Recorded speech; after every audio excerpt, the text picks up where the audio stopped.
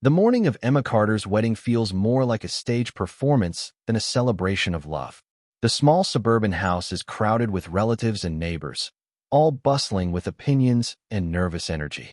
Her mother adjusts the lace of her gown with brisk, almost mechanical hands, whispering reminders about family honor and the importance of security.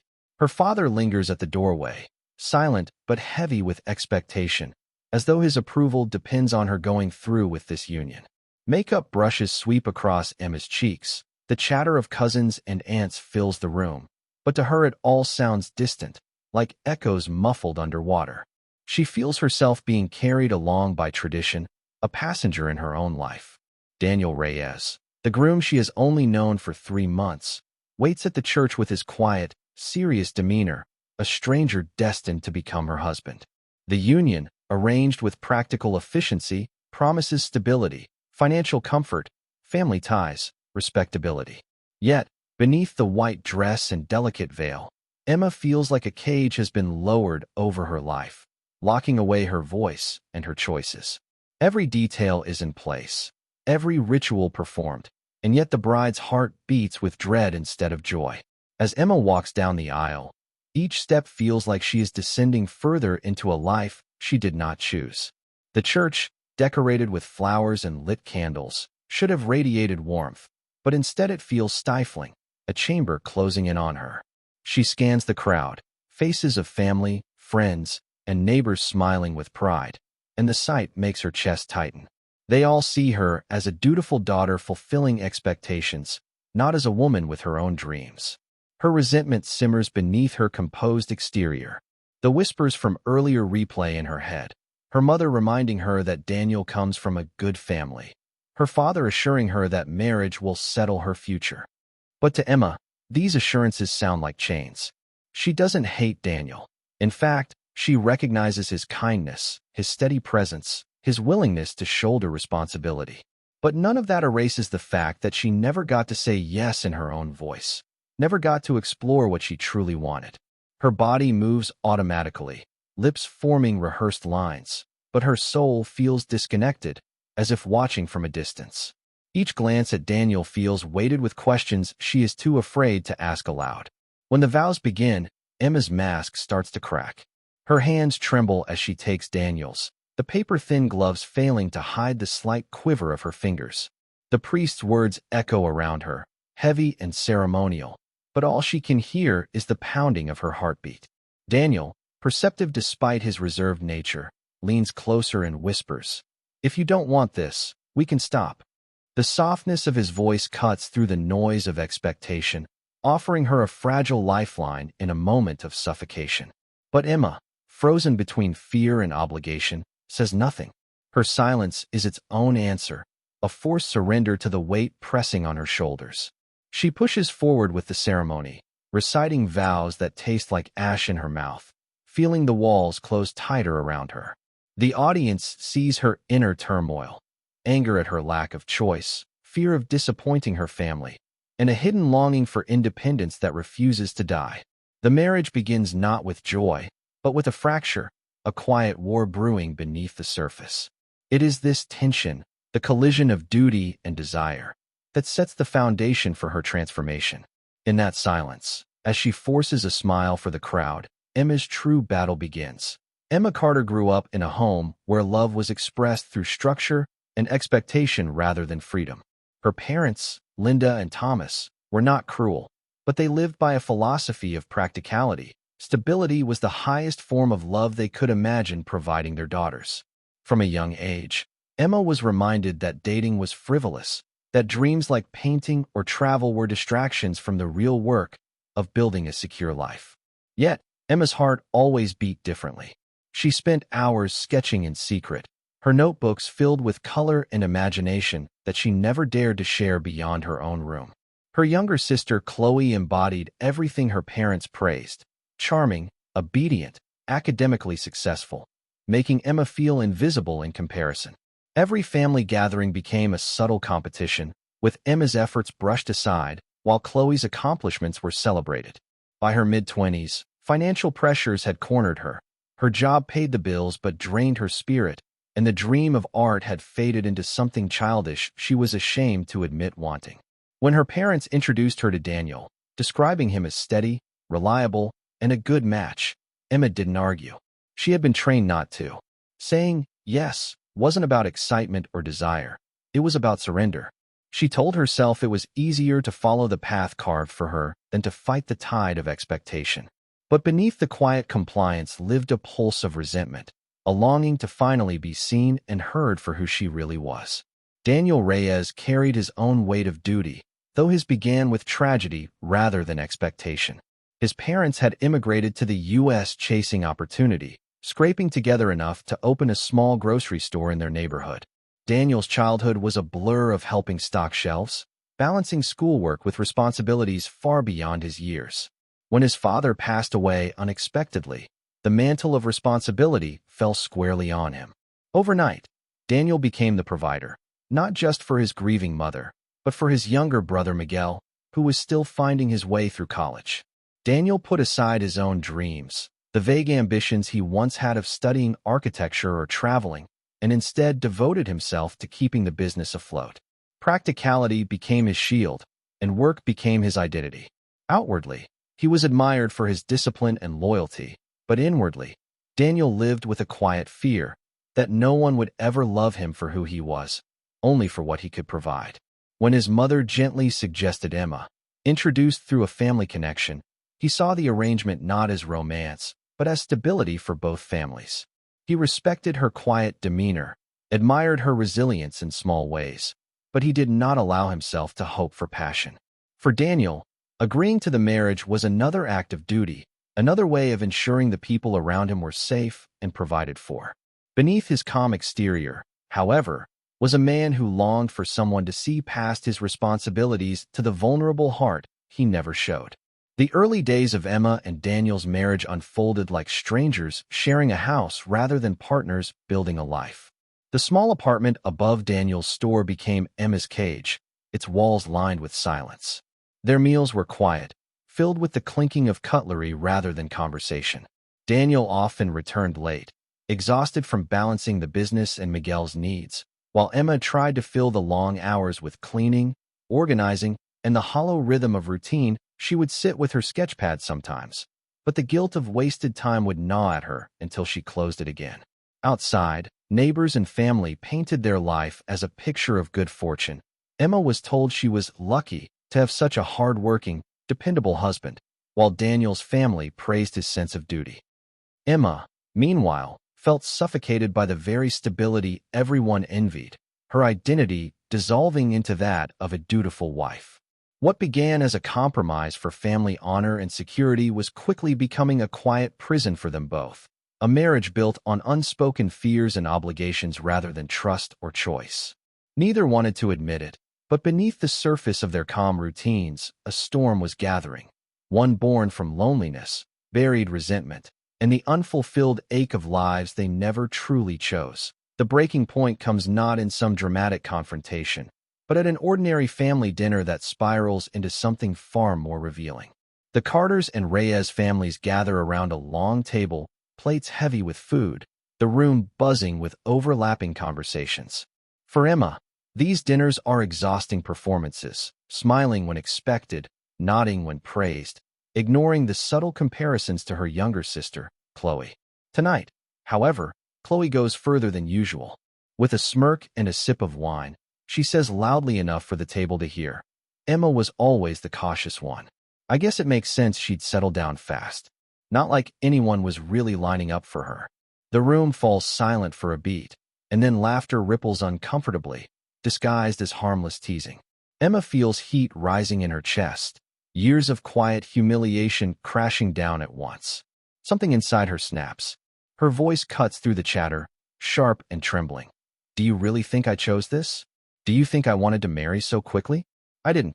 The words hang heavy in the air, stunning the room into silence. For the first time, Emma's pain is no longer hidden. It's raw, exposed, and impossible to dismiss. Daniel, who had been sitting quietly at her side, hears every word, and the revelation strikes him like a blow.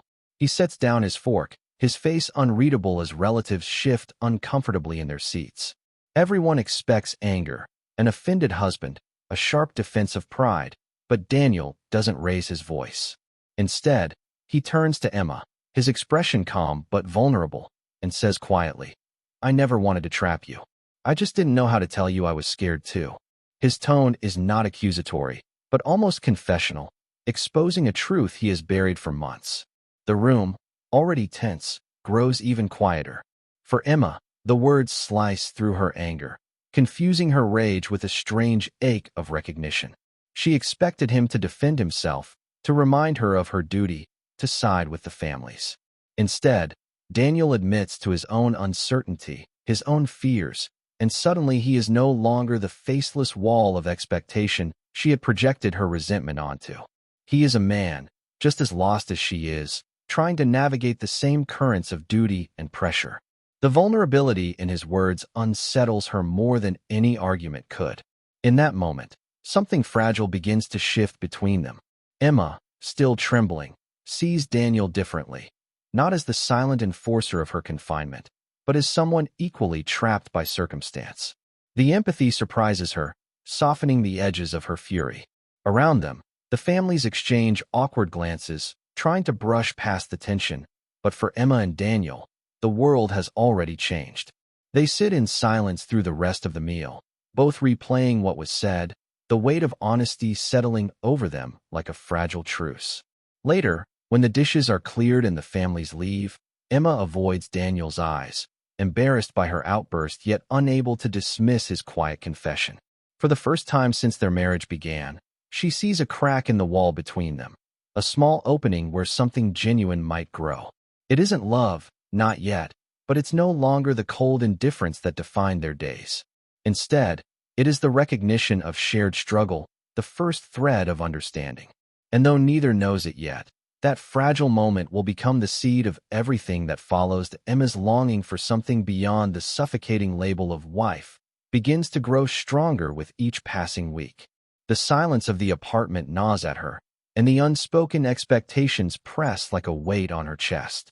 She begins sketching again in stolen hours, her art notebook hidden under the bed like a secret affair. When she stumbles across a flyer for a local art program, one that offers part-time evening classes, her heart leaps, and she applies in secret, not daring to breathe a word to Daniel. For the first time in months, she feels alive, like the girl she once was before marriage became her prison. Yet with that joy comes fear. She worries Daniel will see her dream as rebellion, as ungratefulness for the stability he has worked so hard to provide. Every time she hears his footsteps on the stairs, she hides the notebook, her stomach twisting with guilt. In her mind, Daniel remains the stoic provider, a man too serious to understand the frivolity of chasing art. She loves the idea of freedom, but she cannot shake the dread that if he finds out, it will widen the gulf between them. This secrecy is both her lifeline and her shame, and it deepens the tension already simmering between them. Meanwhile, Daniel's own battles are piling up. The grocery business he inherited from his father has been struggling against the rise of bigger chain stores, and every day feels like a fight to keep it afloat. Bills stack on his desk, suppliers press for payments, and the hours he works stretch later and later into the night. On top of that, Miguel, his younger brother, now in college, has started to push back against him. During one heated conversation, Miguel accuses Daniel of living a loveless life and settling into a hollow marriage just to appease everyone else. The words cut deeper than Daniel lets on, because in the quiet moments he admits to himself they might be true. He does care for Emma, but he feels incapable of reaching her, and that failure festers inside him. Instead of confessing his fears, he throws himself harder into work, convinced that if he can at least provide, then maybe it will all be worth it. But in doing so, he distances himself further, becoming the very shadow Emma resents. His unspoken fear is the same as hers, that he isn't enough, not as a husband, not as a brother, not as a man. These parallel struggles bleed into the nights they share together. Arguments flare over small things, the dishes, the laundry, the hours he keeps, but underneath are wounds much deeper. Words are exchanged like weapons, sharper than either intends. Emma's voice shakes as she cries, "You don't even see me." And Daniel, exhausted and raw, fires back. You don't even want to be here. Each fight leaves them both lonelier, retreating into silence afterward, the space between them colder than before. Yet, amid the hostility, something unexpected happens. One night, Emma falls ill, nothing serious, but enough to leave her weak and fevered. Daniel doesn't say anything, doesn't ask permission, he simply steps in. He brings her water, presses a cool cloth to her forehead, makes her tea in the kitchen while she dozes. His hands, usually rough from work, are startlingly gentle. Emma watches him through heavy eyelids, and in that quiet care she sees something she has overlooked.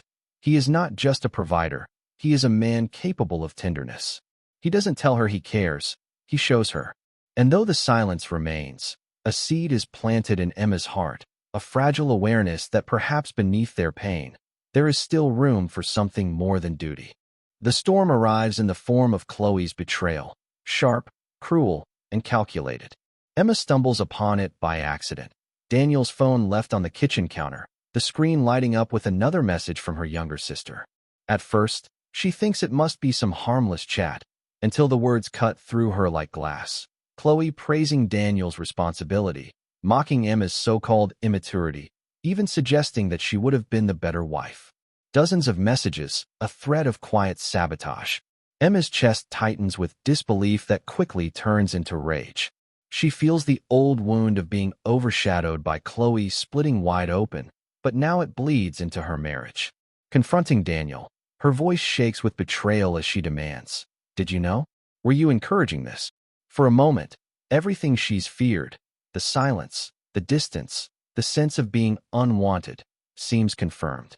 Daniel's stunned expression isn't enough to quiet her spiraling thoughts. The idea that her husband and her sister could be conspiring, even unintentionally, to erase her worth is almost too much to bear. Emma's anger blazes into words she doesn't fully mean. That maybe this marriage was doomed from the start, that maybe walking away is the only way to save herself. The confrontation that follows is raw and explosive, a collision of unspoken truths. Chloe, when dragged into the light, doesn't deny her actions. Instead, she wears a smug smile, insisting she only wanted what was best for Daniel, implying Emma was too fragile, too ungrateful to deserve him. Emma feels her world tilting, the familiar sting of being belittled by her sister mixing with the terror of losing everything. But this time, Daniel doesn't remain silent. His chair scrapes against the floor as he stands, his voice cutting through the chaos with a force Emma has never heard from him. "I chose Emma. Not you. Not anyone else. Stop trying to destroy her." The words shake the room. Chloe falters, her confidence cracking as she realizes Daniel's loyalty is unshakable.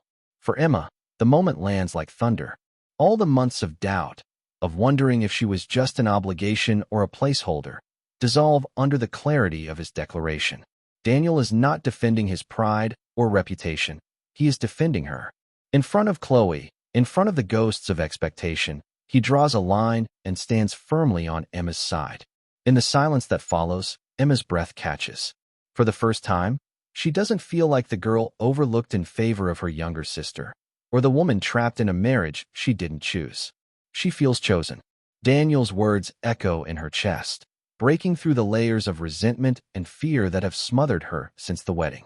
His voice wasn't just an act of defiance. It was a revelation that he had been quietly protecting her all along, enduring his own battles while trying to shield her from more pain.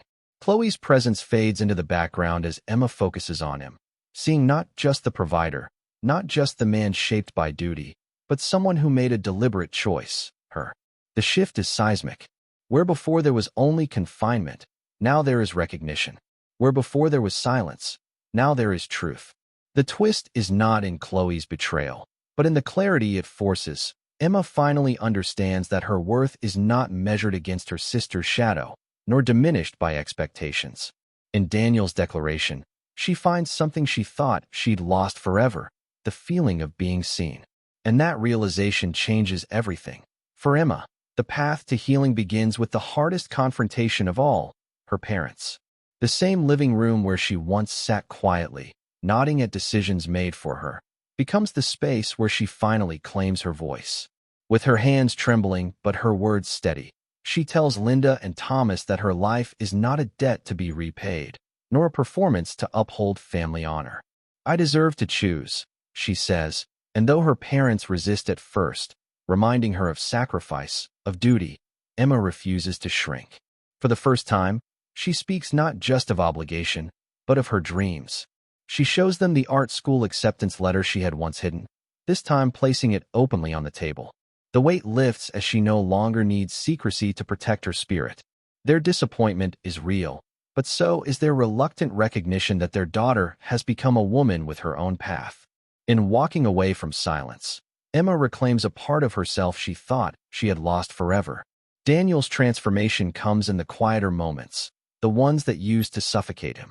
He begins to open up, peeling back the armor of responsibility he has worn since his father's death.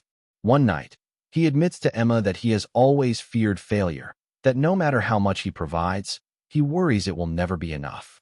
Instead of brushing it off, he lets her see the raw edges of his doubt. To his surprise, she doesn't judge him. She listens, she softens, she reminds him that being a husband isn't about carrying the world alone. For Daniel, this shift is seismic. He learns that love cannot survive on duty alone. It needs honesty, vulnerability, and trust. By letting Emma in, he discovers a partnership he never thought possible, one where his worth isn't measured in financial stability, but in shared resilience. For the first time in years, Daniel breathes without the crushing weight of expectation pressing against his chest.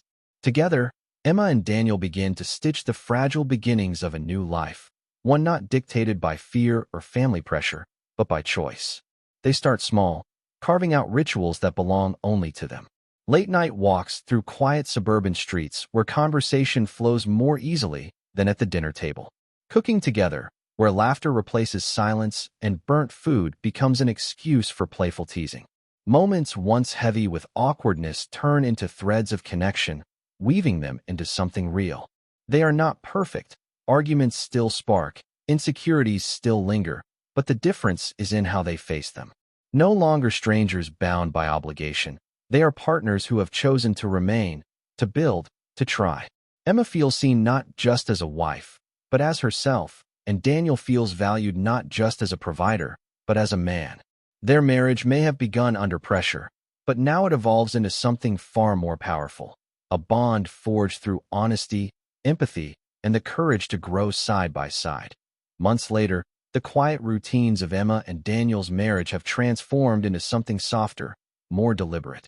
The silence that once suffocated her is now filled with shared laughter, unspoken comfort, and fragile trust. When the acceptance letter from the art program arrives, Emma's heart leaps, but almost immediately, fear follows. She holds the envelope in her hands late at night, staring at her name printed in bold letters, imagining the possibilities it holds: freedom, expression, the chance to finally step into the life she dreamed of. Yet, doubt gnaws at her. Would Daniel see this as abandonment? As proof that she never truly wanted their marriage? For days she hesitates, folding the letter back into its envelope, carrying the weight of her choice in silence.